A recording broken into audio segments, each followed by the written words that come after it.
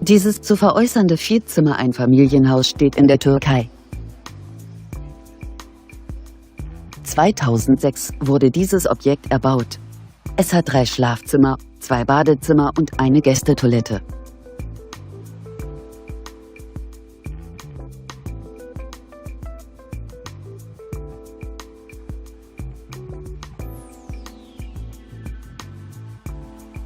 Auf einer Grundstücksfläche von ca. 575 Quadratmetern bietet das Haus eine Wohnfläche von ca. 160 Quadratmetern.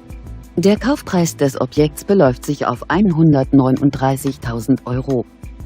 JHO Immobilien steht Ihnen bei Fragen zur Verfügung.